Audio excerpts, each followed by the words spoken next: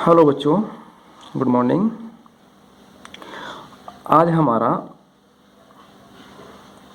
Physics में जो syllabus है वो चैप्टर नंबर 2 है और चैप्टर का नाम है वैद्युत फ्लक्स तथा गॉस थ्योरम। हम इंग्लिश में कहेंगे electric flux and Gauss theorem.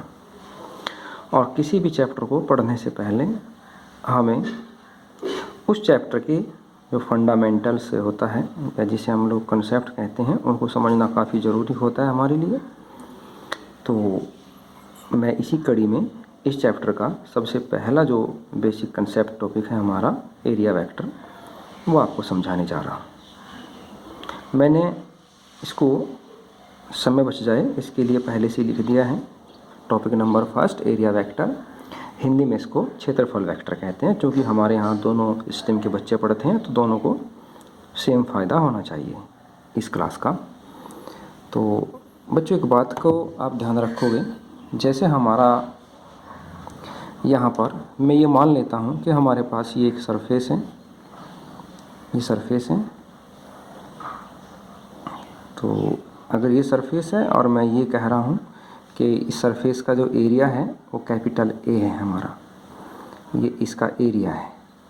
हमारे हिंदी मीडियम के बच्चे भी इतना तो समझ ही जाएंगे कि एरिया क्षेत्रफल को बोलते हैं।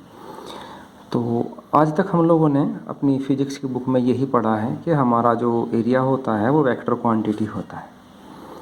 लेकिन कभी कभार हमें मैं गलत बोल गया, ये एरिया हमारा स्केलर क्वांटिटी होता है, हमने ये पढ़ा है। लेकिन कभी कभार हमें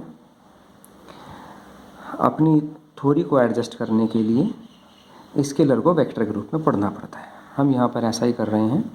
मैं अभी आपको जो पढ़ाने जा रहा हूँ वो हमारा, मान लीजिए कोई आपसे पूछने लगे कि आपने जो ये सरफेस बनाई इसकी आप एक डायरेक्शन बता दीजिए।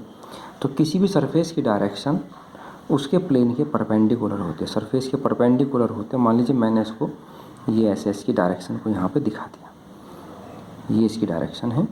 तो ये जो डायरेक्शन है इसको हम यहाँ एरिया वेक्टर के नाम से रिप्रेजेंट करते हैं। अब इसका तरीका ये होता है कि हमारा जो एरिया है, मैग्नीट्यूड ऑफ एरिया है ये बोलते हैं।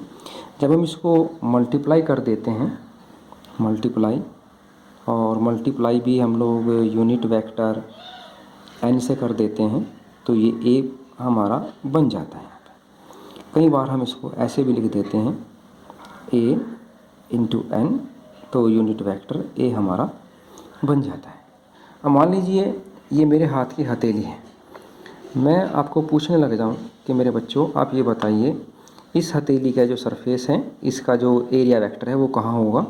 तो मैं आपको बता देना चाहता हूं कि इसका जो एरिया वेक्टर है वो इस हथेली के जो सरफेस है इसके परपेंडिकुलर होगा, ऐसे ऐसे, कैसे, ऐसे ऐसे परपेंडिकुलर होगा ऊपर की ओर को। तो आप सब इस बात को यहाँ पे ध्यान रखेंगे, ठीक है। तो अब हमारा जो दूसरा टॉपिक है उसको हम लोग घनकोण बोलते हैं और इंग्लिश में इसको हम सॉलिड एंगल कहते हैं, सॉलिड एंगल, ठीक है। तो मैं यहाँ एक लाइन लिखूँगा कि हमारा जो कोण होता है, कोण जैसे आप लोग एंगल बोलते हैं, वो एक द्विविमीय आकृति है।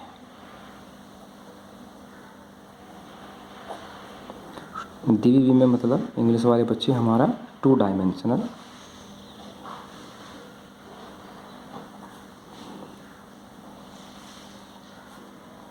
ये हमारी द्विविमीय या 2 डायमेंशनल फिगर है। जबकि हम जो यहाँ पढ़ने जा रहे हैं हमारा घनकोण, जबकि हमारा जो सॉलिड एंगल होता है, सॉलिड एंगल हमारा त्रिविमीय आकृति अर्थात 3 डायमेंशनल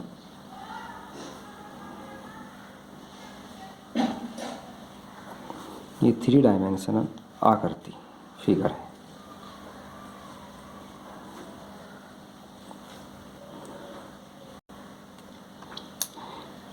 तो इसमें हम इसको कैसे यहाँ पे दिखाना चाहें घनकोण को, हम मान लेते हैं suppose we have a sphere,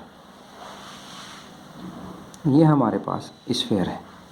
sphere बोला मैंने, गोला बोला, इसको वर्त नहीं बोला, यहाँ पे ध्यान रखोगे बच्चे हमारे, गोला मैंने इसको स्फेयर कहा है और इसकी रेडियस हमारी r हो जाती है। तो अगर इस स्फेयर की सरफेस पर हम कोई भी एरिया यहाँ पॉइंट आउट कर सकते हैं और हम इस एरिया को यहाँ DA मैं नाम दे रहा हूँ, ये छोटा एरिया है तो इसको DA नाम दे रहे हैं। तो इस एरिया के द्वारा इसके सेंटर पर, स्फेयर के सेंटर पर जो भी गोल एंगल बनेगा, इस प्रकार से दिखाई देगा ये बाहर से गोल, आपको एक गोल एंगल हमारा क्या हो जाएगा, ये घन कोण हमारा या सॉलिड एंगल, इसको डी ओमेगा से रिप्रेजेंट करते हैं। और मैं यहाँ लिख रहा हूँ इसे डी ओमेगा से प्रदर्शित करते हैं।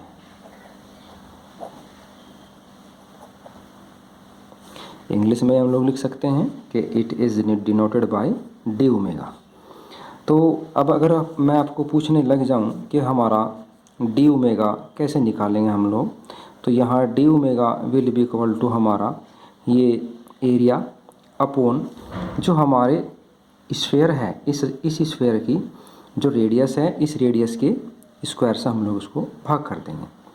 जिस प्रकार हमारा हम एंगल निकालते हैं,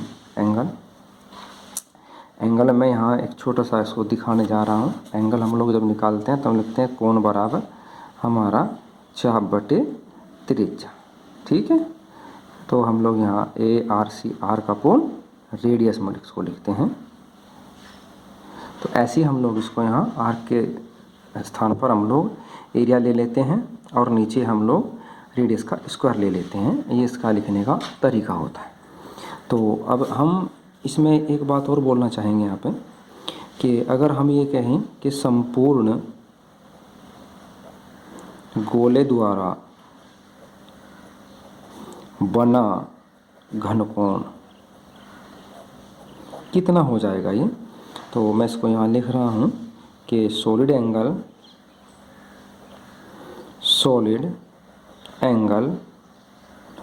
मेड बाय ए स्फेयर, एक स्फेयर के द्वारा सॉलिड एंगल हमारा कितना एंगल बनेगा।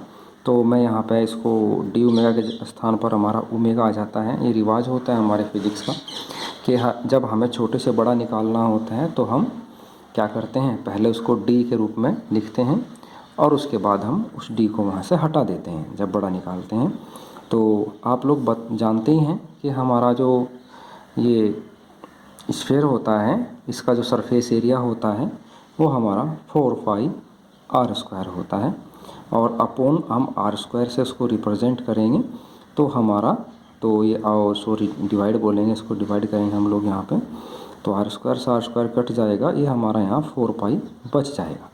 तो अब इसके सॉलिड एंगल के मात्रक की बात आती है कि इसका मात्रक क्या होता है। तो इसका मात्रक मैं आपको बता दूं, आपको याद रखना है, ये स्टेरेडियन होता है, ठीक है। आप इंग्लिश में लिखना चाहें तो STARADION स्टेरेडियन, ये स्टेरेडियन होता है हमारा। इस बात को आप यहाँ अच्छे तरीके से ध्यान रखें हम लोग, ठीक है। और अगर कोई पूछा जाता है आपसे कि एक हमारा जो स्फेयर होता है उसमें कुल कितना सॉलिड एंगल बनता है इसके सेंटर पर, तो आप लोग बोलेंगे कि 4π स्टेरेडियन सॉलिड एंगल हमारा बन जाता है। तो अब हमारा जो घनकोण होता है इसमें केस हम लोग यहाँ पे बनाते हैं, हम लोग केस फर्स्ट बनाते हैं। हमारा ये रिवाज है भौतिक विज्ञान का, हम पहले से बनाते आते हैं इस प्रकार से। तो अगर मैं ये लिख देता हूँ, इफ़ यदि हमारा जो DA है वो r² के बराबर हो जाए, यदि DA r² के बराबर हो जाए तो देन मैंने तो हम लोग बोलते हैं इसको, हिंदी मीडियम वाले बच्चे हमारे, तो हम इसको बोलेंगे यहाँ पे कि हमारा जो डी ओमेगा हो जाएगा वो r² अपॉन r², अर्थात वो 1 स्टेरेडियन हो जाएगा। तो अगर इसकी परिभाषा हम लोग लिखें कि 1 स्टेरेडियन सॉलिड एंगल या घनकोण क्या होता है, तो हम लोग इसको ऐसे लिख सकते हैं कि किसी गोले की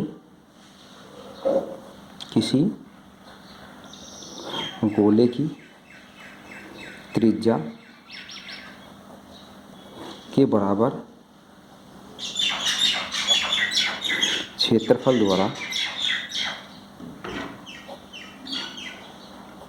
द्वारा गोले के केंद्र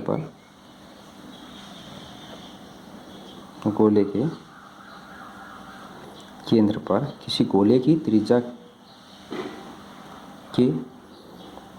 के इसमें थोड़ा सा हम लोग करेक्शन कर लेंगे। किसी गोले की त्रिज्या के यहाँ हम लोग लिख लेंगे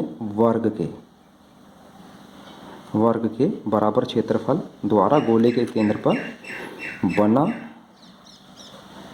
हमारा जो घनकोण है, वो 1 स्टेरेडियन कहलाता है।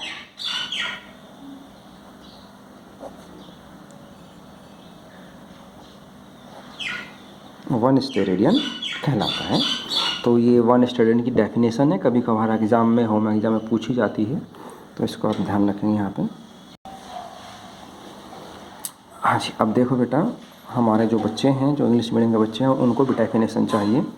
तो इसमें डेफिनेशन हम लोग अपने ऊपर की डेफिनेशन को जो का तो यहाँ पर ट्रांसलेट कर लेंगे। मैंने इसको कर दिया है और यहाँ पे हमारा हम लोग लिखेंगे the solid angle at centre of sphere made by area, कितना एरिया होना चाहिए वो, equal to the square of radius of sphere is known as 1 steradian solid angle.